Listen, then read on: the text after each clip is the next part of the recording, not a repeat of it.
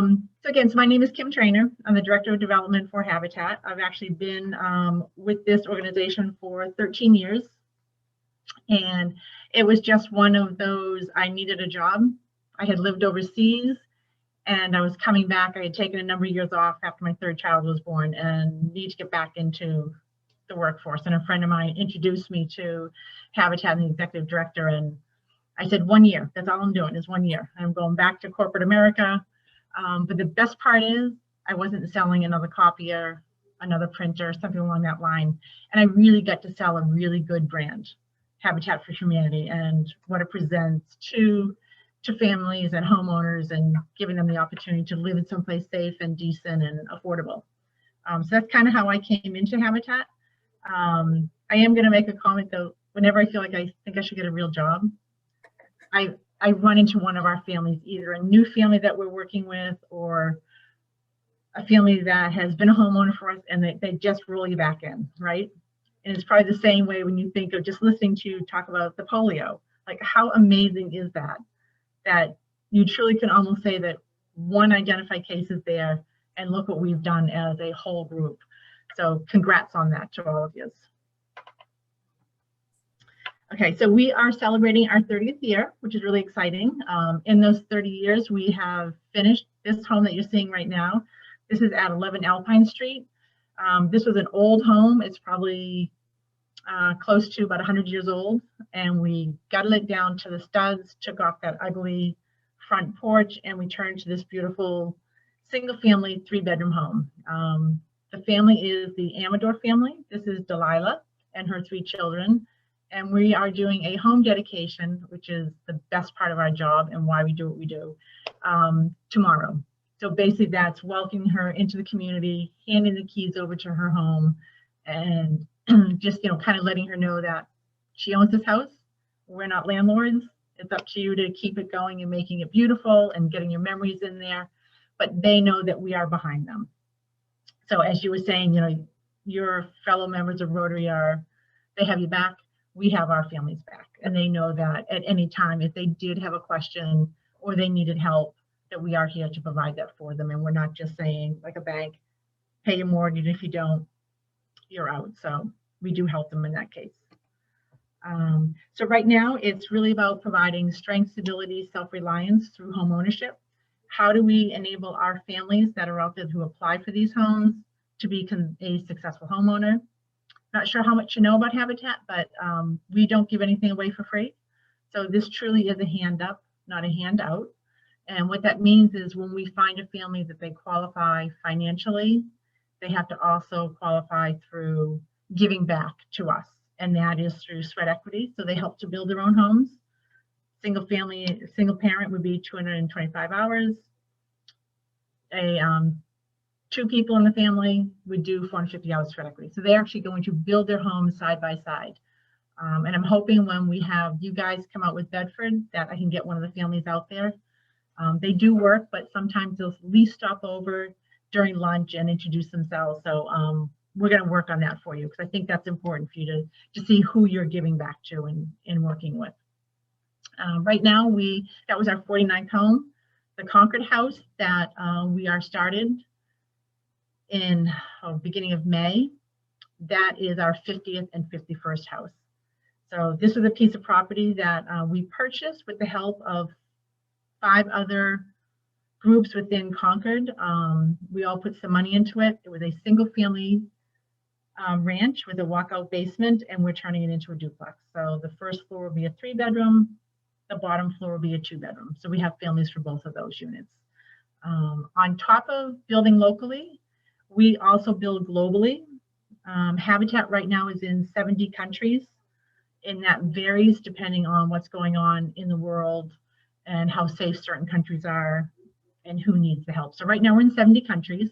We tithe 10% of our unrestricted funds to that.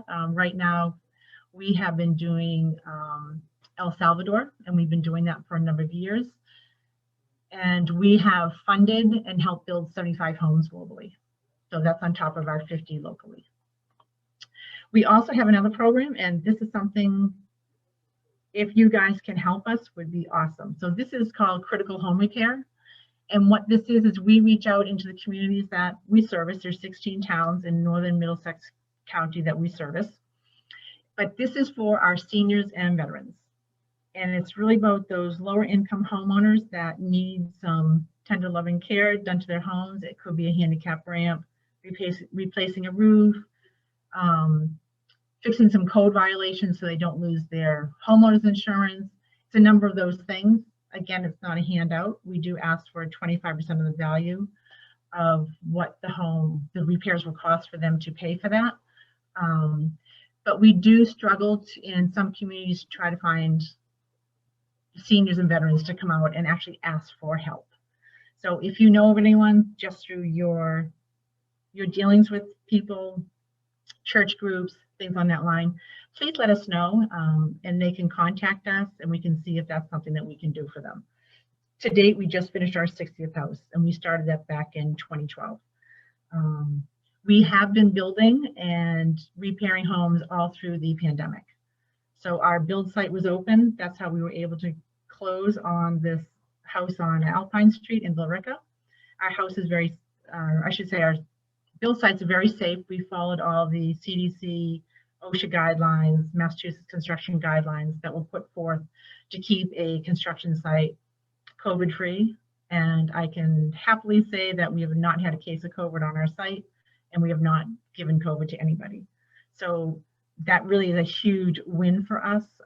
Families and volunteers felt very safe coming together, especially companies working from home and not being with their colleagues. They were like really shell-shocked, and they would call us and say, can we bring a small team out? And we said yes. It was masked up and all of that. So we're continuing that through, even in Concord. So you can feel safe when you guys come out in July. July 15th is going to be a day which we can talk about, but that we are still following those guidelines. And so that's always good. And then we have the Restore in Billerica, which we take new and used items in, household goods, building materials, lighting, appliances, all that kind of stuff, resell it back to the public. That's in Billerica at 100 Chelmsford Road. And then the proceeds from that goes back into the mission to help us build and do critical home repairs. So we do that each year. All right. I'll just really quick on our families. We base everything based on income first. So they're 30 to 60% of the area minimum income. So right now in Concord area, family of four can make up to $54,000. So that's what they're doing. They're kind of at that stage. They're willing to partner with us with sweat equity, taking financial classes, taking a first-time home buyers course, and we highly, highly encourage women to do a financial program through Budget Buddies, which is based out of Chelmsford. It's women mentoring women on financing, creating budgets, things along that line. And they do have a $1,000 down payment. So if you don't know, Habitat, again, we do not give our homes away for free. They do have to pay for this. So we provide them with a 20 to 30%, 0% interest mortgage. The houses are deeded affordable in perpetuity. So the house in Billerica that you just saw, they will pay about $185,000 for that house. The homes down the street, some are in the $400,000 or $500,000 range. They're not able to flip that house and sell it at the market value. So the house will always be affordable. If they decided to sell their home, they would then find a family that qualifies at the affordable rate based on HUD and state guidelines on that. And if you have any questions, definitely please unmute yourself and ask. So in Concord, this is so exciting. So this is going to be house 5051. It is kind of small, but it actually feels bigger inside when you see it. So this is at 930 Main Street. It's one street over from Emerson Hospital.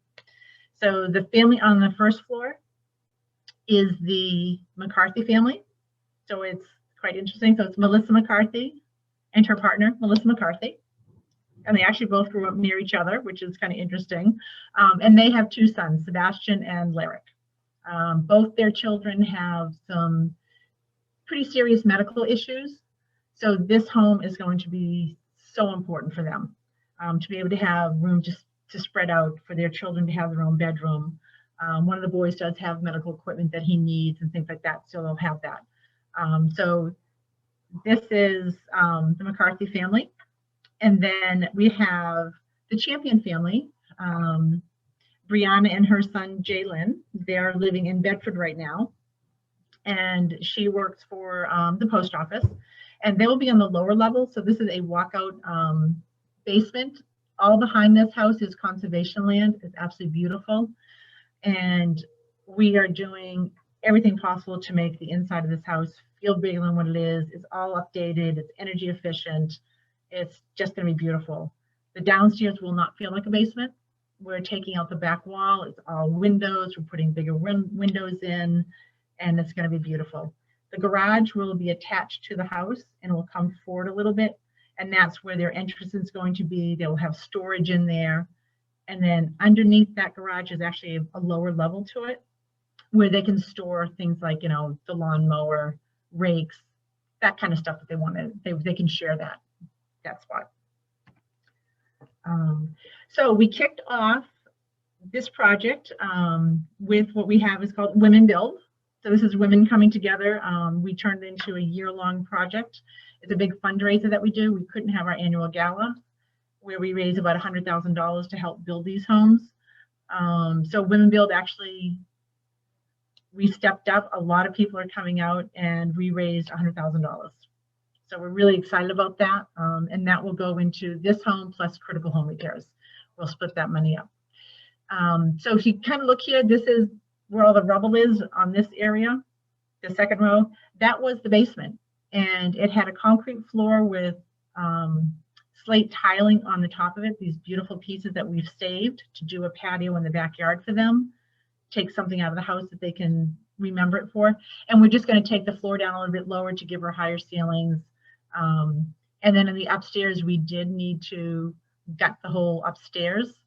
We had to replace the wiring, and it's a good thing that we did that because we did find a little bit of termite damage that we'll have to repair and get rid of some mold and things along that line. So when you guys do come out, the house will be completely gutted, and then we'll be starting to put it all back together. So we're going to have to frame the basement, create rooms, re-insulate, put wallboard up, fix the outside of the house. There's a lot of things that are going on. Frame the garage out. So there's lots of opportunities to use tools, to get your hands dirty. Everyone is encouraged to come. So I don't want you to feel that if you've never held a screwdriver or you've never used a nail gun or whatever the tools are for that day, we will teach you how to use them. If you still are not comfortable, there's always something that we can get you to do.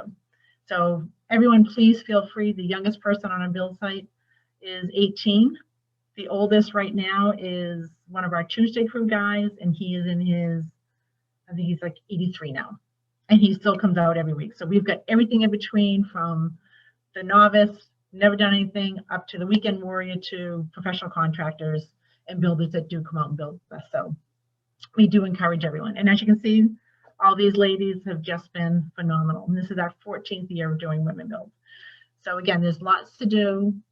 We hope that you can all make it. I think there might be 2 days that we're doing. I know we're definitely doing 1 day, but that's something, if you do need an extra day to fit more people, we can talk about that and get you in as well. So, because I know there's a lot between the two groups. And then these are just some families that we just did in Lowell. So the first 2 families on the top, they're over on Adams Street. They finished up a commitment that we had done to the city of Lowell. We committed to put 10 homes plus a park with a community garden in the Acre neighborhood. If you know the Acre or any part of Lowell, that is like the poorest, oldest neighborhood in Lowell. And we're trying to do a lot of neighborhood revitalization. So we finished our 10 houses with them. And then we went around the street to Nesmith Street, which is part of Lower Belvedere in Lowell, and the ones that are on top of each other, they're in that house. They came in just after the pandemic hit. As you can see, there's lots of kids there. The bottom family actually has 5 girls, not 4. The other girl was off studying, so she wasn't able to come to the dedication. And then the top family, they have 4 boys, and one of the boys is in the military right now. So there's a lot of people in that house, but it was a godsend that they were able to get into this home in time for the pandemic, to be able to have a quiet, safe place to do their homework, to get on their Zoom calls, and just have the girls had some privacy between the 2 bedrooms, and it was amazing. They actually have a kitchen table now where they didn't have that before, and they can have their family dinners, and this is what you're going to be part of. And it's so important. And like I said, when you meet these families, they just pull you back in and you say, this is why I'm here. This is what I was meant to do. And I'm happy to be that I'm a part of this. So I hope you guys enjoyed that. And these are just some of the companies that do come out. This is a small little bit. We probably have anywhere between 60 and 70 days per year that companies come out and build with us. So we do Tuesday through Friday for teams, reserve days for corporations, organizations like Rotary, and then the weekends we leave pretty much open to general volunteers that come out in church groups. So again, thank you. Everyone makes a difference. Every voice is important. Everyone deserves a simple, decent home to live in, and that's what we're providing them. So I want to say thank you. And if anyone has any questions, or I talk too quickly, I don't want to take up too much of your time, please feel free to jump in and chat. When was the date we're going to be building? So it's going to be July 15th was the day that Concord asked me to reserve on the calendar. All day? What was that? Is it all day, like 9 to 5, or what? Okay, so, the typical build date is 8 to 3.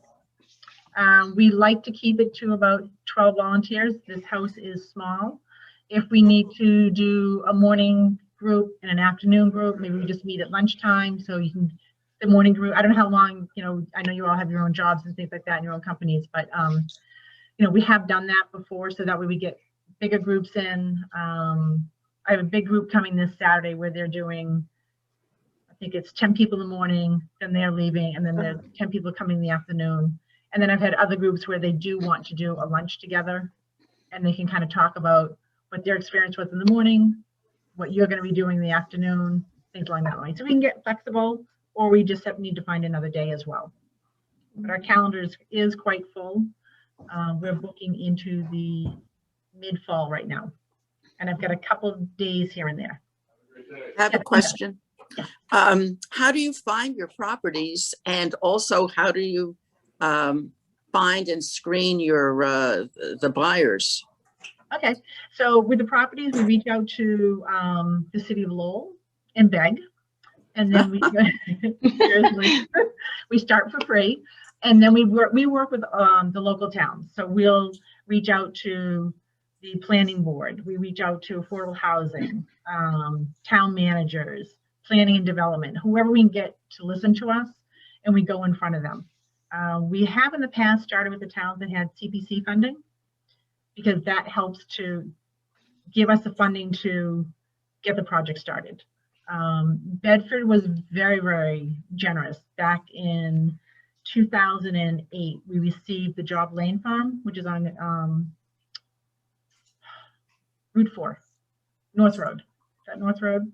It's called Carter Way. And we ended up keeping the farmhouse, which was a 100-year-old farmhouse, and then we put 6 additional homes in there. 6 additional homes in that, on that piece of property. We did have to take down the old barn because it just was not salvageable, and that was really hard to do. So we have been in Bedford for a while. We were there for 3 years doing that project. The families are all doing fantastic there. Like I said, we ask for free and we go from there. We've been very fortunate, I am knocking on wood, that we have not really had to buy too much land. We paid for land in Lowell, and then we did this Concord House, we did have to pay for that, but we had a very generous donor who gave us the funds to pay for our half of it. So, and then we go out and fundraise. For families, we market it everywhere. So we go out to, again, affordable housing groups. We go out to churches. We post it. It goes in the paper. It's all over the place. And we start with their income. So we look for families who have to be between 30 and 60% of the area of income.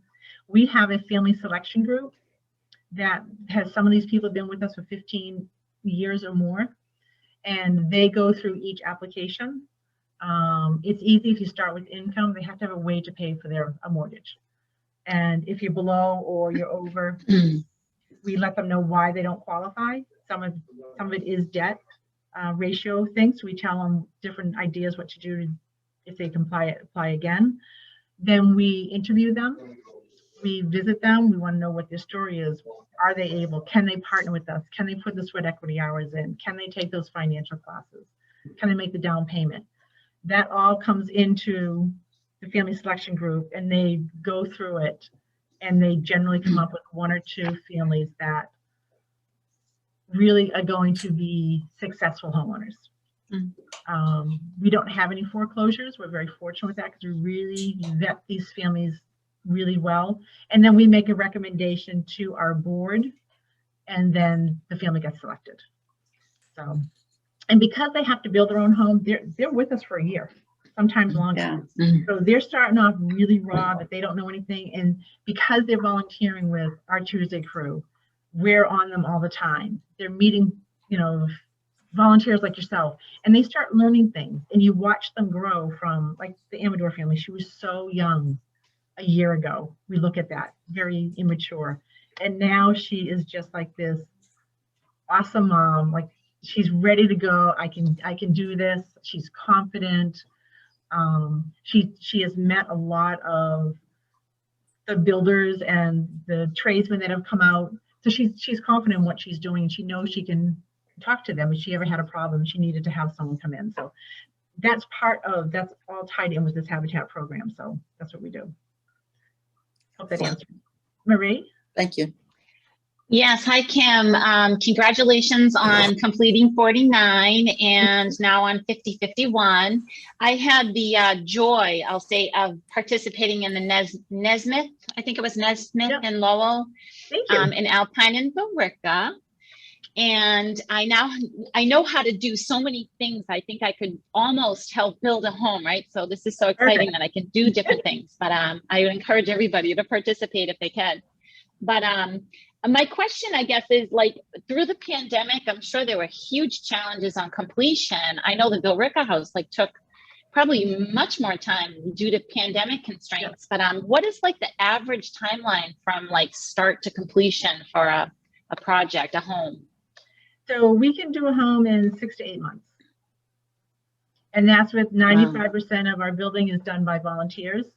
5% is through licensed tradesmen. So things like plumbing, electrical, obviously we're not going to do that. Roofing is done. When we're in Lowell, they insist that we use hardy plank, which is that cement board. So instead, it's not clapboard. The stuff is very hard to do. And a couple of times we've had to actually farm that out because our volunteers just couldn't do it. And we were coming too close into the colder months, and it's too easy to break that. And so we've had that come in.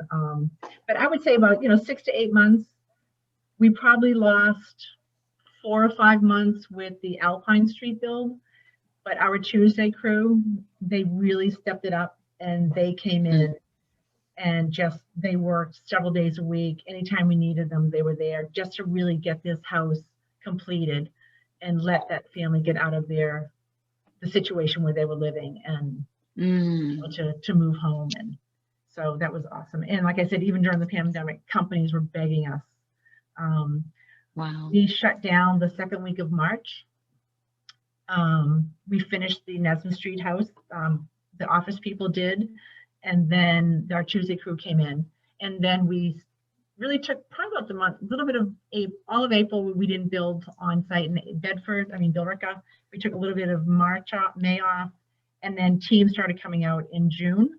And we were completely filled until this coming October. So we're fortunate we have too many volunteers but not enough volunteers days. So it's a nice problem to have. But everyone comes out there and they end up coming back. For companies, Awesome. we do ask for a donation. So companies do pay to play. And that's another fundraiser that we use to raise the money. This year, it's been very challenging because anyone that's at home doing any home construction, renovations, the price of all building material has gone through the roof. And that has really caused a lot of financing issues with what we're doing. So I would imagine. yeah. Thank you. Wow. Thank you. What is the Tuesday crew consist So the of? Tuesday crew is a group of retired gentlemen and a few women. We'd love to get some more women coming, but basically they come out every Tuesday. Some of them have been with us for 15, 16 years. They also volunteered when we have big groups that are coming out. There'll be a supervisor for us, or we call them a crew chief. And they help to not only supervise, but to teach volunteers what they're doing. If you're not comfortable, using a chop saw or a table saw, they'll teach you how to do it and they'll be there with you. So we rely on them a lot. And for another question for the July 15 build, is there any constraint on whether it's male, female, or just come? Just come. Yep. This is a Rotary Day.